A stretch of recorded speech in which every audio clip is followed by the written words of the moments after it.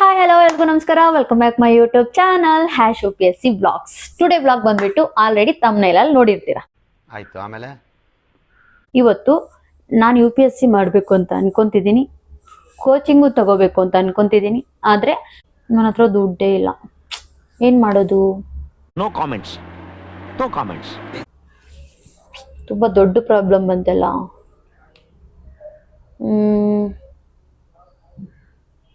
Solution ಇದೆ. ಈ ವ್ಲಾಗೆ solution. Okay, ಏನು ಅಂತ ಹೇಳ?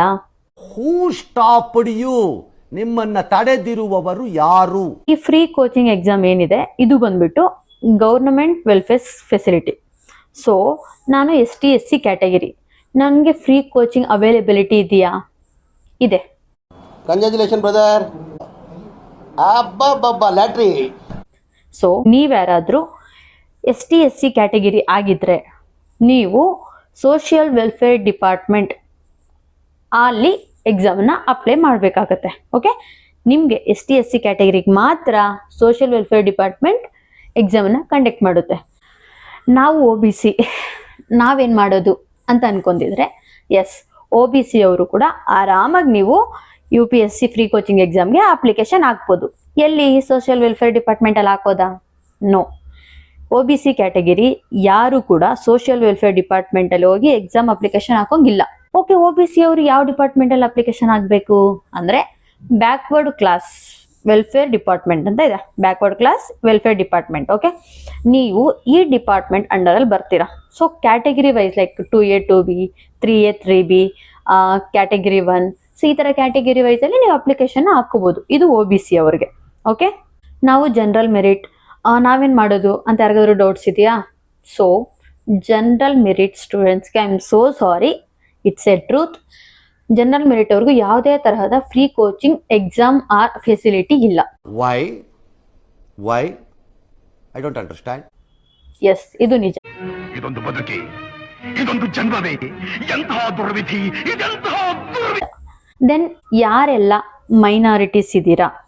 ಮೈನಾರಿಟೀಸ್ ಇನ್ ಇಂಡಿಯಾ ಅಂದರೆ like Muslims, Christians, Jains, Buddhist ಯಾರ್ಯಾರು ಇದ್ದೀರಾ? ಸೊ ಎಸ್, ನೀವು ಕೂಡ ಫ್ರೀ ಕೋಚಿಂಗನ್ನು ತಗೋಬೋದು. ಸೊ ನೀವು ಹೋಗಿ ಯಾವ ಡಿಪಾರ್ಟ್ಮೆಂಟಲ್ಲಿ ಅಪ್ಲಿಕೇಶನ್ ಹಾಕಬೇಕು ಅಂದರೆ ಮೈನಾರಿಟೀಸ್ ವೆಲ್ಫೇರ್ ಡಿಪಾರ್ಟ್ಮೆಂಟ್ ಅಂತ ಇದೆ. ಆ ಡಿಪಾರ್ಟ್ಮೆಂಟಲ್ಲಿ ನೀವು ಅಪ್ಲಿಕೇಶನ್ ಹಾಕಬೇಕಾಗತ್ತೆ. ಈವನ್ ನೀವೇನಾದರೂ ಲೈಕ್ ಜನರಲ್ ಮೆರಿಟ್ ಆಗಿದ್ರೂ ಕೂಡ ಈ ರಿಲಿಜನ್ಸ್ ಯಾರ್ಯಾರು ಇದ್ದೀರಾ ನೀವೆಲ್ಲ ಕೂಡ ಈ ಫ್ರೀ ಕೋಚಿಂಗ್ ಅಪ್ಲಿಕೇಶನ್ನ ಹಾಕೋಬೋದು. ನೀವು ಯಾರಾದರೂ ಸೀರಿಯಸ್ ಆಗಿ ಫ್ರೀ ಕೋಚಿಂಗ್ ಏನಾದರೂ ಟ್ರೈ ಮಾಡ್ತಿದ್ರೆ ನೀವೇನು ಮಾಡಬೇಕಾಗುತ್ತೆ ಅಂದರೆ, ಕೆಳಗಡೆ ಕಾಣಿಸ್ತಿರೋ ನಾನು ಲಿಂಕ್ ಕೊಟ್ಟಿರ್ತೀನಿ ನೋಡಿ. ST/SC ಆದರೆ ಈ ಲಿಂಕಲ್ಲಿ ಹೋಗ್ಬಿಟ್ಟು ವೀಕಿಗೆ ಒಂದು 2 ಟೈಮ್ಸ್ ಚೆಕ್ ಮಾಡ್ತೀರಿ ಯಾವಾಗ ಅಪ್ಲಿಕೇಶನ್ ಬಿಡ್ತಾರೆ ಅಂತ. ಇಫ್ ನೀವು ಯಾರಾದರೂ OBC ಆಗಿದ್ರೆ ಈ ಲಿಂಕ್ ಏನು ಕಾಣಿಸ್ತಿದೆ ಈ ಲಿಂಕ್ ಹೋಗ್ಬಿಟ್ಟು ಟ್ವೈಸ್ ಎ ವೀಕ್ ಚೆಕ್ ಮಾಡ್ತೀರಿ. ಇಫ್ ನೀವು ಮೈನಾರಿಟೀಸ್ ಆದರೆ ಈ ಲಿಂಕ್, ಆಯಿತಾ? ಸೊ ಒಂದು ವೀಕ್ಗೆ ಒಂದು 2 ಟೈಮ್ಸ್ ಹೋಗಿ ಚೆಕ್ ಮಾಡ್ತೀರಿ ಯಾವಾಗ ನೋಟಿಫಿಕೇಶನ್ ಬಿಡ್ತಾರೆ ಅಂತ. ಇಲ್ಲಿ ಇನ್ನೊಂದು ಏನು ಅಂದರೆ, ಈ ಫ್ರೀ ಕೋಚಿಂಗ್ ಏನಿದೆ ಈ ಎಕ್ಸಾಮು ಇಯರ್ಗೆ ಒಂದೇ ಸಲ ಕಂಡಕ್ಟ್ ಮಾಡ್ತಾರೆ. ಓಕೆ, ದೆನ್ ST/SC ಅವ್ರಿಗೆ ಬೇರೆ ಟೈಮಲ್ಲಿ ಕಂಡಕ್ಟ್ ಮಾಡ್ತಾರೆ, OBC ಅವ್ರಿಗೆ ಬೇರೆ ಟೈಮಲ್ಲಿ, ಮೈನಾರಿಟೀಸ್ ಅವ್ರಿಗೆ ಬೇರೆ ಟೈಮಲ್ಲಿ. ಯಾಕೆ ಅಂದರೆ ಎಲ್ರಿಗೂ ಬೇರೆ ಬೇರೆ ಡಿಪಾರ್ಟ್ಮೆಂಟ್ ಎಕ್ಸಾಮನ್ನು ಕಂಡಕ್ಟ್ ಮಾಡ್ತಿರೋದು. ಈಗ ST/SCಗೆ ಅಂದರೆ ಅದು KEA ಕರ್ನಾಟಕ ಎಕ್ಸಾಮಿನೇಷನ್ ಅಥಾರಿಟಿ ಏನಿದೆ ಅವರು ST/SCಗೆ ಎಕ್ಸಾಮನ್ನು ಕಂಡಕ್ಟ್ ಮಾಡ್ತಾರೆ. ಈಗ ಈ OBC ಅವ್ರಿಗೆ ಏನಿದ್ದಾರೆ ಇವರು ಬ್ಯಾಕ್ವರ್ಡ್ ಕ್ಲಾಸ್ ಡಿಪಾರ್ಟ್ಮೆಂಟ್ ಅವರು ಇವ್ರಿಗೆ ಎಕ್ಸಾಮ್ ಕಂಡಕ್ಟ್ ಮಾಡ್ತಾರೆ. ಸೊ ಇದೇ ಥರ ಅದಕ್ಕೆ ನಿಮಗೆ ಬೇರೆ ಬೇರೆ ಡೇಟಲ್ಲಿ ಎಕ್ಸಾಮನ್ನು ಕಂಡಕ್ಟ್ ಮಾಡ್ತಾರೆ. ಅದರಿಂದ ನೀವು ಈಗ ನಾನು ಹೇಳೋ ಸಿಲೆಬಸ್ ಏನೇನಿದೆ ಇದೆಲ್ಲದನ್ನು ಪ್ರಿಪೇರ್ ಆಗಬೇಕಾಗತ್ತೆ. ಈಗ ಸಿಲೆಬಸ್ ನೋಡೋಣ.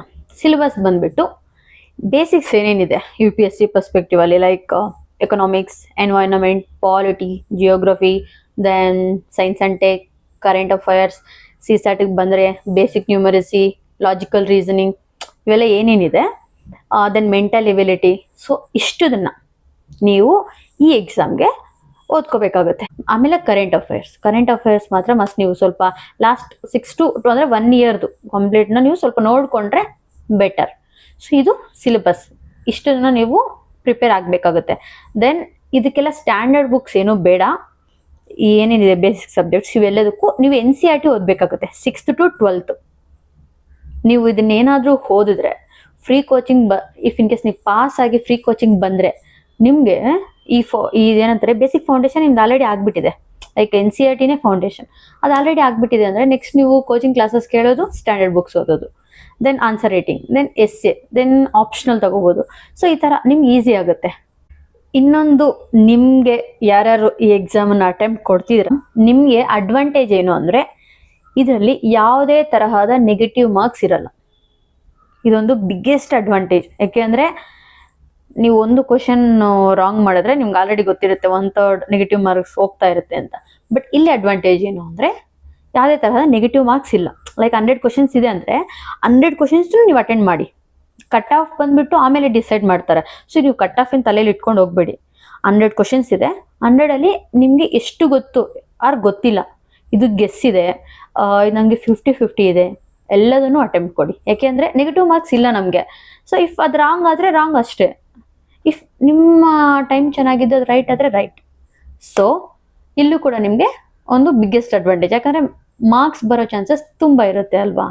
ಇದು ದೆನ್ ಎಲಿಜಿಬಿಲಿಟಿ ನೋಡೋದಾದರೆ ನೀವು ಇಫ್ ಇನ್ ಕೇಸ್ ನೀವು ಕರ್ನಾಟಕದಲ್ಲಿ ಎಕ್ಸಾಮ್ ಅಪ್ಲಿಕೇಶನ್ ಹಾಕ್ತಿದ್ರೆ ನೀವು ಕರ್ನಾಟಕ ರೆಸಿಡೆಂಟ್ ಆಗಿರಬೇಕು. ಒಂದು ಅಂದರೆ ಕರ್ನಾಟಕದಲ್ಲೇ ಹುಟ್ಟಿ ಬೆಳೆದಿರಬೇಕು. ಒಂದು ಪ್ರೂಫ್ ಇರಬೇಕು, ಎಸ್ ನಾನು ಅಂದರೆ ಕರ್ನಾಟಕದವರು ಅಂತ. ನಾನು ಕನ್ನಡಿಗ, ಕನ್ನಡದ ಕಾವಲಿಗ. ಒಂದು ಸೆಕೆಂಡ್ ಒನ್ ಡಿಗ್ರಿ 55%.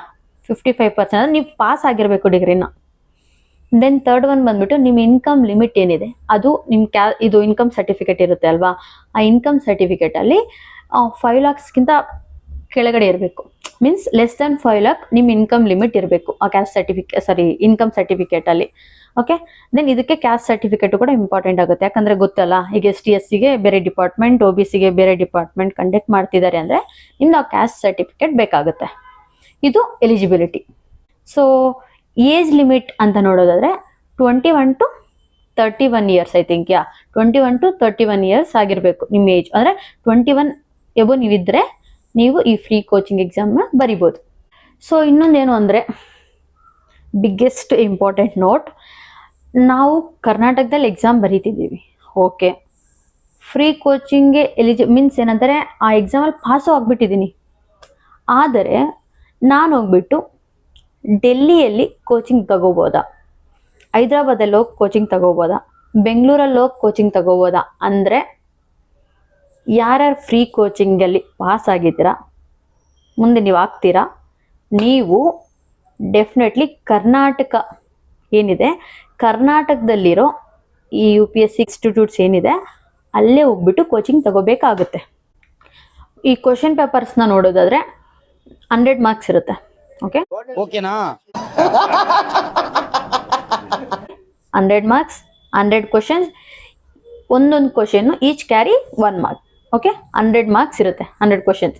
ದೆನ್ ನಿಮಗೆ 2 hours ಟೈಮ್ ಡ್ಯೂರೇಷನ್ ಇರುತ್ತೆ. ಇದು ಇವತ್ತಿನ ವ್ಲಾಗ್. ಸೊ ಈ ವ್ಲಾಗ್ ಇಲ್ಲಿಗೆ ಮುಗಿಸ್ತಿದ್ದೀನಿ. ನಿಮಗೆ ಯೂಸ್ಫುಲ್ ಆಯಿತು ಅಂತ ಅನ್ಕೊತೀನಿ. So please like, share, subscribe ASH UPSC vlogs. Next ವ್ಲಾಗಲ್ಲಿ ಸಿಗೋಣ. Until then take care. Bye ಬಾಯ್.